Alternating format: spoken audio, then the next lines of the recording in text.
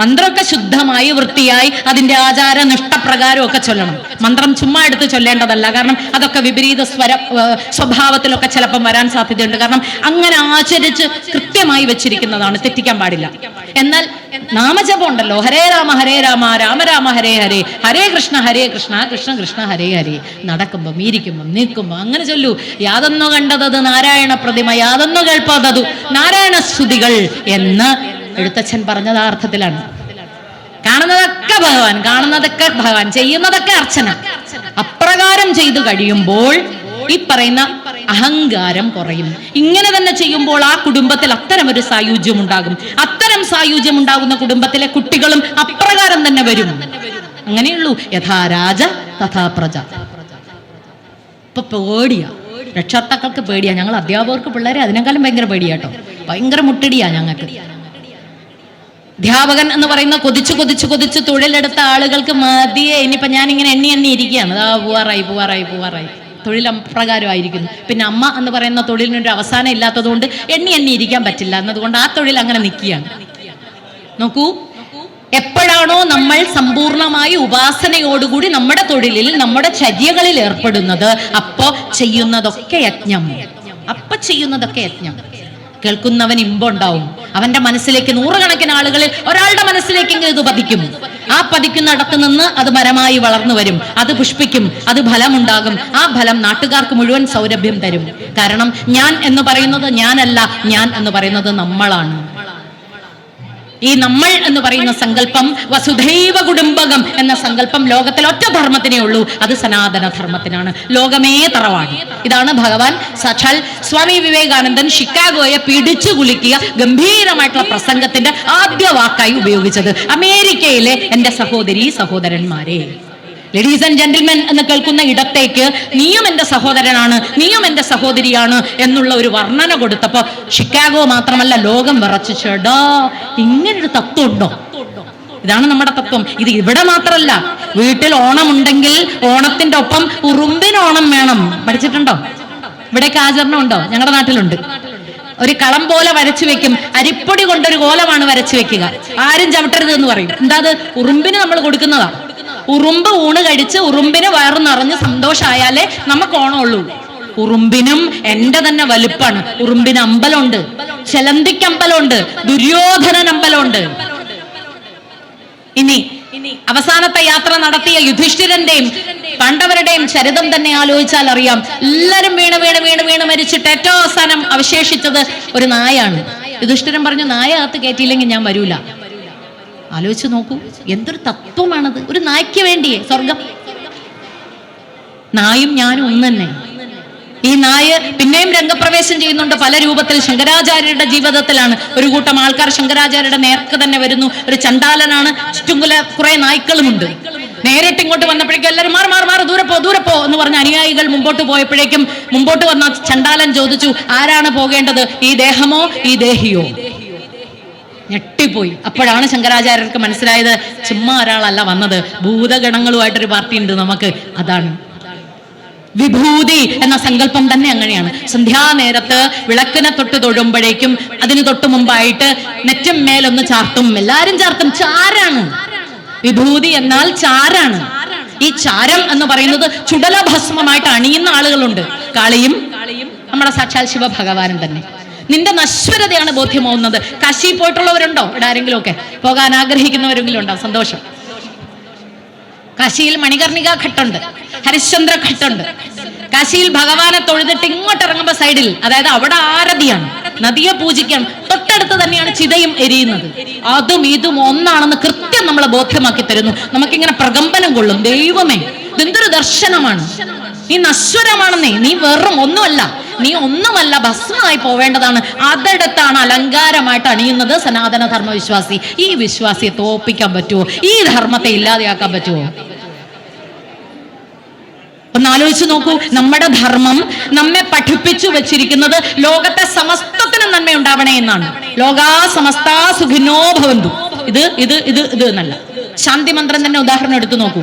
ശാന്തി മന്ത്രത്തിൽ ശാന്തി നേരുന്നത് അന്തരീക്ഷത്തിനും പൃഥ്വിക്കും ഭൂമിക്കും ജലത്തിനും ആകാശത്തിനും ഏറ്റവും ഒടുവിൽ ശാന്തിരേവ ശാന്തി. അകത്ത് ശാന്തിക്ക് ശാന്തി വരണമെന്നല്ല, ശാന്തിക്കും ശാന്തി വരട്ടെ. അതായത് സമസ്തത്തിനും ശാന്തി ഉണ്ടാവട്ടെ എന്നാണ്. ഈ സമസ്തത്തിന്റെ അകത്ത് ഭാരതീയനായ ഒരുത്തൻ, അല്ലാത്തവൻ വേറൊരുത്തൻ, ആണായവൻ പെണ്ണായത്, ഇതൊന്നുമില്ല. പട്ടിയായത് പൂച്ചയായത് അത് ഇത് ഒന്നുമില്ല. സമസ്തം. അതിന്റെ ഏറ്റവും നല്ല ഉദാഹരണമാണ് നമ്മുടെ ഭഗവാന്മാരുടെ എല്ലാം വാഹനങ്ങളൊന്ന് ശ്രദ്ധിച്ചാൽ അറിയാം. ഇത് സമഗ്രമാണ് എന്ന് പറഞ്ഞാണ് ഞാൻ തുടങ്ങിയത്. ആ സമഗ്രതയിലേക്ക് തന്നെ ഒന്ന് തിരിഞ്ഞു പോകട്ടെ. ആ ഏത് മൃഗത്തിനെ എടുത്താലും ആ മൃഗത്തിനെ കൊല്ലാൻ പാടില്ല. കാരണം അത് മറ്റേതാ, ഭഗവാനുമായിട്ട് അത് കണക്ട് ചെയ്താ വെച്ചിരിക്കുന്നത്. പാമ്പിനെ കൊന്നൂടാ. മണ്ണാർശാലയിൽ കയറ്റി വെച്ചിരിക്കുകയാണ്. ചുമ്മാതാണോ കുടുംബത്തിൽ പിള്ളേരുണ്ടാവാത്തത്? കഥ നോക്കൂ, കെട്ടി വെച്ചിരിക്കുന്നത്. പാമ്പിനും ജീവിക്കാൻ അധികാരമുണ്ട്.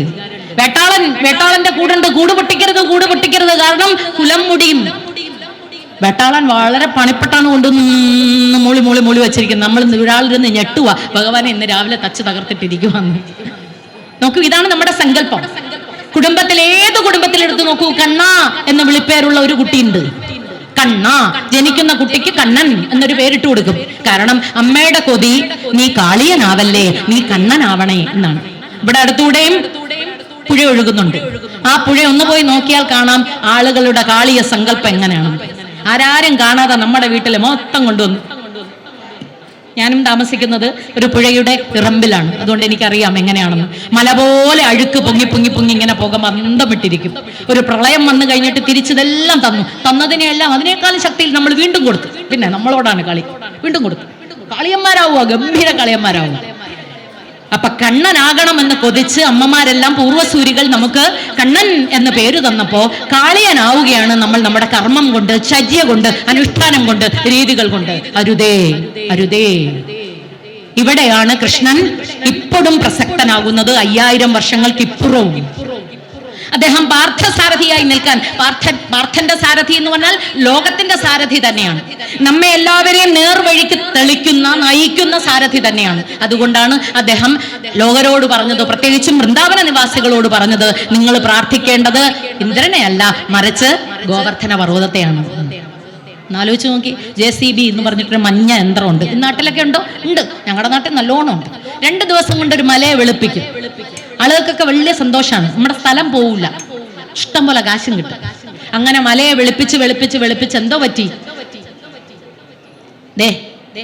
വീശി ഇങ്ങനെ ഇരിക്കുകയാണ്. തമ്മിൽ നോക്കുമ്പോഴേക്കും നമസ്തേ അല്ല പറയുന്നത്, പരസ്പരം എങ്ങനെയുണ്ട്, കിണറിൽ വെള്ളമുണ്ടോ?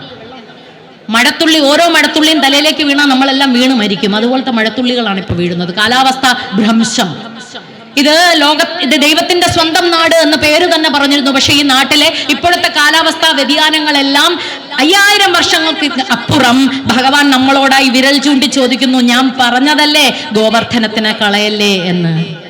വൃന്ദാവനത്തിലല്ല ഗോവർദ്ധനം ഈ പ്രകൃതിയിൽ ചുറ്റുമുണ്ട്. ഒരു പർവ്വതത്തെയും കൊല്ലാൻ പാടില്ല, ഒരു പർവ്വതത്തെയും ഇല്ലാതെയാക്കാൻ പാടില്ല. ആ പർവ്വതത്തിനെ നീ ഭജിച്ചാൽ, നീ പ്രാർത്ഥിച്ചാൽ നിനക്ക് കുടയായി അത് നിൽക്കും, നിനക്ക് തണലായി അത് നിൽക്കും, നിന്നെ പരിരക്ഷിക്കും. സങ്കല്പം ഒന്ന് നോക്കി, കഥ നോക്കി, കഥയ്ക്കുള്ളിലെ കഥ. ഗോവർദ്ധനോദ്ധാരണം എത്ര കേട്ടിരിക്കണം. അതല്ല കഥ, അതിനുള്ളിലൊരു കഥയുണ്ട്. ഈ കഥ ഗംഭീരനായിട്ടുള്ള പരിസ്ഥിതിവാദിയായിട്ട് ഭഗവാൻ നമുക്ക് പറഞ്ഞു തരികയാണ്. പർവ്വത പൂജ. വസുദേവ യജ്ഞത്തെ പറ്റി ഞാൻ പറഞ്ഞപ്പോ അവിടെ ഒരു ദിവസം നടന്നത് അതാണ്. പർവ്വതത്തിനെ പൂജിച്ചു. ഈ പൂജിക്കാൻ പറയുന്ന എന്തിനാ? എനിക്കിതൊന്നും അറിയാൻ മേലെന്നേ. അതുകൊണ്ടാണ് നേരം വെളുക്കുമ്പോഴേക്കും ഞാൻ ഇങ്ങനെ എണീറ്റ് വരുമ്പോ നല്ല കേമമായിട്ട് ജ്വലിച്ച ഒരാൾ വരുന്നു. ഉടനെ ആദ്യത്തെ ജലം ഞാൻ കുടിക്കുന്നതിന് മുമ്പ് ആദ്യത്തെ ജലം അവിടെ കൊടുത്തിട്ട് ഞാൻ അങ്ങ് തൊഴുവാണ്, അമ്പരപ്പോടെ, ആശ്ചര്യത്തോടെ. കാരണം പണ്ട് ഹനുമാൻ ഒരു ദിവസം വിഴുങ്ങിയിട്ട് ഈ പാർട്ടി ഇല്ലാതായിരുന്നു. കഥ അറിയാലോ. മാമ്പഴാണെന്ന് വിചാരിച്ചിട്ട് വിഴുങ്ങാൻ പോയത് സൂര്യനില്ല എങ്കിൽ ഞാനും നിങ്ങളുമില്ല. നമ്മുടെ പൂർവ്വസൂരികൾ നമുക്ക് പറഞ്ഞു തരുന്ന പാഠമാണ്. ആദ്യം പ്രാർത്ഥിക്കേണ്ട അതിനെ. ഇടി, മിന്നല്, മഴ എല്ലാത്തിനും ദേവന്മാരെ വെച്ചു കൊടുത്തു. അത് അങ്ങനെയാണ് 30 മുക്കോടിയായത്. 30 മുക്കോടി എന്ന് പറയുന്നത് ഒരു പദമാണ് എന്ന് തന്നെ അങ്ങ് കരുതിക്കോളൂ. അതിനുള്ളിൽ ഇല്ലാത്തത് എന്താ? ഇനി ഞാനൊന്ന് നടന്നു പോകുന്ന വഴി ഒരു ചുമന്ന ചരടെടുത്ത് അവിടെ നിൽക്കുന്ന ഒരു വൃക്ഷത്തിനെ ചുറ്റും ഒന്ന് കെട്ടിയാൽ അത് തന്നെ ഭഗവാൻ. മുത്തപ്പന്മാര്, അപ്പൂപ്പൻ, അമ്മുമ്മ. ഞങ്ങളുടെ നാട്ടിലൊക്കെ തിരുവനന്തപുരത്തോട്ട് കൂടുതലും ഉള്ള കാവുകളെല്ലാം അപ്പൂപ്പൻ കാവ്, അമ്മുമ്മ കാവുകളാണ്. മുത്തശ്ശിക്കാവുകളൊക്കെ അങ്ങുണ്ടാവുകയാണ്. എന്തും ജലം എന്ന് പറയുന്നത് അത്, ഭക്ഷണം എന്ന് പറയുന്നത് അത്, വായു എന്ന് പറയുന്നത് ഭഗവാൻ. വായുവിന്, ജലത്തിന്, സമുദ്രത്തിന്, എല്ലാത്തിനും ദേവതമാർ. അത് ഗംഭീരമായി രാമായണത്തിൽ കാണാം. ബന്ധുമിത്രാദികളായി നിൽക്കുന്നത് മുഴുവൻ സാഹോദര്യം സൂചിപ്പിക്കുന്നത് കേവലം മനുഷ്യരല്ല. രാമനും ലക്ഷ്മണന്റെയും കഥ മാത്രമല്ല രാമായണം, സുഗ്രീവന്റെയും ബാലിയുടെയും കഥയും കൂടിയാണ്. വിഭീഷണന്റെയും രാവണന്റെയും കഥയും കൂടിയാണ്. ജടായുവിന്റെയും സമ്പാദിയുടെയും കഥയും കൂടിയാണ്. സാഹോദര്യം നോക്കൂ. കരിഞ്ഞു കരിഞ്ഞു പോകാതെ എന്റെ സഹോദരന്റെ ചിറക് കരിയല്ലേ എന്ന് പറഞ്ഞ് അതിന്റെ മേളിൽ പറന്നവൻ സമ്പാദി. കരിയുന്നറിയാം, ഇല്ലാതെയാവൂന്നറിയാം, പക്ഷെ അങ്ങനെ കരിഞ്ഞോട്ടെ, വേണ്ട പറന്നു. കരിഞ്ഞ് താഴെ എവിടെയോ വീണു. അതുകൊണ്ട് തന്നെ ജടായുവിന് മംഗലം കൊടുക്കുമ്പോൾ ജടായു വിങ്ങിക്കരഞ്ഞുകൊണ്ട് രാമനോടായി പറഞ്ഞു, നിന്റെ സഹോദരനുണ്ട് കേട്ടോ, മരിച്ചോ ജീവനോടുണ്ടോ എനിക്കറിയില്ല, കരിഞ്ഞു പോയതാ. എന്നെ കരിയിക്കാതിരിക്കാൻ വേണ്ടി സ്വയം ചിറക് കരിയിച്ച സഹോദരനാണ്. നോക്കൂ, രാമനും ലക്ഷ്മണനും അവനും കൂടെ ഉദകക്രിയ ചെയ്യണേ, അവനും കൂടെ മംഗലം കൊടുക്കണേ. ഇതാണ് ജടായു ആവശ്യപ്പെട്ടത്. അപ്പോ സാഹോദര്യം എന്ന് പറയുന്നത് രാമായണത്തിൽ നാം കാണുന്നത് രാമലക്ഷ്മണന്മാരുടെ, ഭരതശത്രുഘ്നന്മാരുടെ 4 മനുഷ്യരുടെ കഥ മാത്രമല്ല.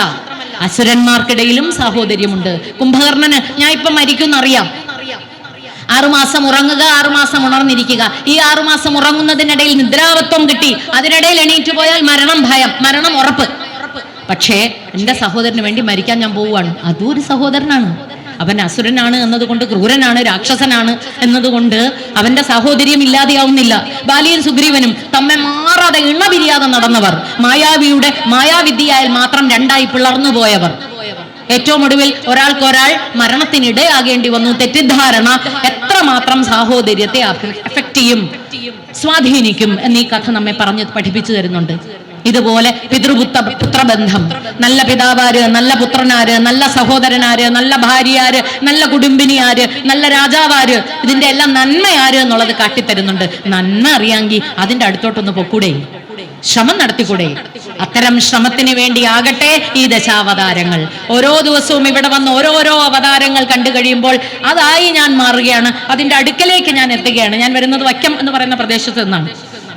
അവിടെ ഭഗവാനായിട്ട് നരനായിങ്ങനെ ജനിച്ചു ഭൂമിയിൽ എന്ന് തുടങ്ങുന്ന ഗംഭീരമായിട്ടുള്ള ഒരു സ്തുതിയുണ്ട്. ആ സ്തുതിയുടെ ഏറ്റവും ഒടുവിലായി പറയുന്നത്, പടി 6 കടന്നവിടെ ചെല്ലുമ്പോ ശിവനെ കാണാകും ശിവശംഭോ എന്നാണ്. ശിവനെ കാണണമെങ്കിൽ ഒറ്റ കുതിപ്പിന് പറ്റൂല കേട്ടോ. ഷടാധാരങ്ങൾ, മൂലാധാരത്തിൽ നിന്ന് സഹസ്രാര പത്മത്തിലേക്ക് എത്തണം, വൈകുണ്ഠത്തിലെത്തണം, കൈലാസത്തിലെത്തണം എന്നുണ്ടെങ്കിൽ ഒറ്റ കുതിപ്പ് പറ്റില്ല. ഓരോ പടിയും കടന്ന് കടന്ന് കടന്ന് കടന്ന് അവിടെ എത്തണം. പടി കടക്കാൻ തയ്യാറാണോ? എന്റെ മുമ്പിലിരിക്കുന്ന ഭക്തജനങ്ങളെ, പടി കടക്കാൻ തയ്യാറാണോ? ആദ്യത്തെ പടി വെക്കാനെങ്കിലും തയ്യാറാണോ? തയ്യാറാണെങ്കിൽ ഒറ്റ കാര്യം ചെയ്താൽ മതി, കർമ്മം, ഉപാസനയെ ചെയ്താൽ മതി. ഭഗവാൻ നിവർത്തിച്ചോട്ടെ, അങ്ങനെ ആയിക്കോട്ടെ. അഹിതമായി ഒന്നും ചെയ്യില്ല. ഇങ്ങോട്ട് എത്ര തരും എന്ന് പറഞ്ഞതിന്റെ എണ്ണം എടുത്തുകൊണ്ടിരിക്കണ്ട. ഇന്നലെ ഞാൻ നിനക്ക് 2.5 കിലോ സ്നേഹം തന്നു, നീ 1.5 കിലോയെ തിരിച്ചു തന്നോളൂ, ബാക്കി എപ്പോ തരും? ഇങ്ങനെ കണക്കെടുത്താ നമ്മൾ ഇരിക്കുന്ന, കണക്കെടുത്താ നിൽക്കുന്നത്. ആ കണക്കുകൾ എന്നെയും നിങ്ങളെയും എവിടെയും കൊണ്ടെത്തിക്കില്ല. കൊടുക്കുക കൊടുക്കുക കൊടുക്കുക. ശ്രീരാമചന്ദ്രദേവനും ശ്രീകൃഷ്ണ ഭഗവാനും നമ്മെ പഠിപ്പിച്ചത് അത് തന്നെയാണ്. സമർപ്പിതമായിട്ടുള്ള ജീവിതമായിരുന്നു അവരുടെ രണ്ടുപേരുടെയും. ആ സമർപ്പണം സ്വാംശീകരിക്കുമ്പോൾ ശിവനായി മാറും, ഇല്ലെങ്കിൽ ശവമായി മാറും. അങ്ങനെ സമർപ്പിത വീര്യത്തോടെ ഭഗവാനെ കാണുമ്പോൾ പാർത്ഥസാരഥി എന്നത് ലോകഗുരുവായി മാറ്റിമറിക്കാൻ പറ്റും നമുക്ക്. അത്തരം കാഴ്ചകൾ ഇപ്പം നമ്മൾ കാണുന്നുണ്ട്. ചുറ്റുമൊന്ന് നോക്കിയാൽ അറിയാം, ലോകം മുഴുവൻ ഭാരതം എന്ത് പറയുന്നു എന്ന് പറഞ്ഞ് ഇങ്ങനെ നോക്കി നിൽക്കുന്ന ഒരു കാഴ്ച. ഇങ്ങനെയാണത് സംഭവിച്ചത്, സ്വാഭാവികമായി സംഭവിച്ചതാണ്. ഇത് ഇതിനകത്തെ നന്മയാണ്. ഇനി ഇതിനകത്ത് നന്മയുടെ ഒരു കൂട്ടായ്മയും കൂടെ ഉണ്ടാവേണ്ടതുണ്ട്.